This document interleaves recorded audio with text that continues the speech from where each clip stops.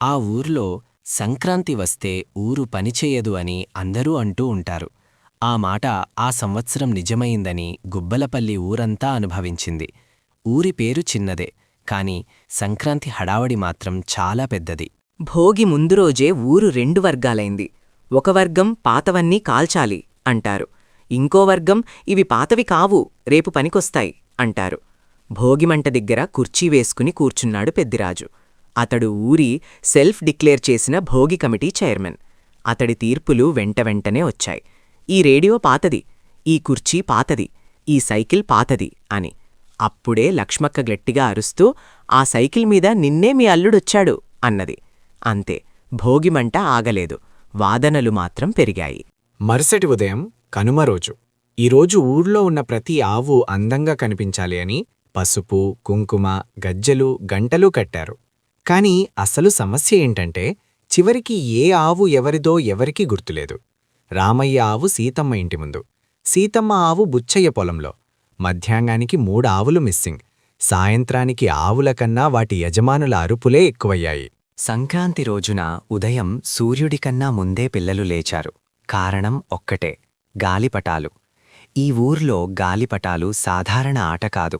ఇది పరువు విషయం, ఇది ప్రతిష్ఠా విషయం, ఇది తరం తరం గొడవ అని అందరూ వాదించుకుంటారు. ఈసారి 2 టీములు రెడీ. టీం ఎర్రపటం, నాయకుడు చిన్నబాబు. అతని డైలాగ్, ఈసారి ఆకాశం మనదే. టీం నీలపటం, నాయకుడు పాండురంగం. అతని డైలాగ్, గత ఏడాది మర్చిపోయారా? పిల్లలకన్నా పెద్దలే ఎక్కువ ఉత్సాహంగా ఉన్నారు. ఒక్కసారిగా ఆకాశం రంగుల మేలాగా మారింది. పచ్చ, పసుపు, ఎరుపు, నీలం, చిలుకపచ్చ, జరీ గీతలు. కింద అమ్మల అరుపులు, దారం నోట్లో పెట్టుకోకు, గోడమీద ఎక్కకు అని. పైగా గాలిపటాల యుద్ధం. అంతలో ఒక పెద్ద గాలిపటం అందరి మధ్యకి వచ్చింది. చాలా పెద్దది. మధ్యలో గుబ్బలపల్లి జిందాబాద్ అని రాసుంది. అందరూ షాక్, ఇది ఎవరు వదిలారు అని. అంతలో గాలి బలంగా వీచింది. ఆ గాలిపటం నేరుగా భోగిమంట మిగిలిన చోట పడింది. పిల్లలు అరుపులు, పెద్దలు పరుగులు, ఆవులు చెదిరిపోయాయి. ఇప్పుడు గాలిపటం కాలిపోతుందనుకునేలోపు అది మళ్లీ ఎగిరిపోయింది. ఇంకా ఎత్తుకు వెళ్ళింది. అందరూ నిశ్శబ్దం. ఆ గాలిపటం ఎవరిదో తెలుసా? ఊరి మాస్టర్ది. అతడు నవ్వుతూ, ఈ ఊర్లో ఒక్కరోజైనా అందరూ కలిసి ఒకేదాన్ని చూడాలి అనుకున్నా అన్నాడు.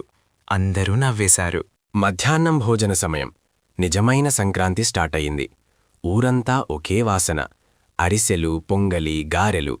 ఎవరింట్లో వండారో ఎవరికీ తెలియదు. కాని అందరిళ్లల్లో అందరూ తిన్నారు. సూర్యుడు దిగాడు. ఆకాశం ఖాళీ అయింది. పిల్లలు నేలమీదే పడుకున్నారు. పెద్దలు నవ్వుతూ కూర్చున్నారు. ఎవరూ గెలవలేదు, ఎవరూ ఓడలేదు.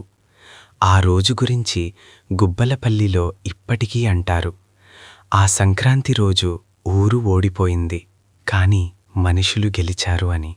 సంక్రాంతి అంటే పోటీ కాదు, పండుగ అంటే కలిసి ఉండటం.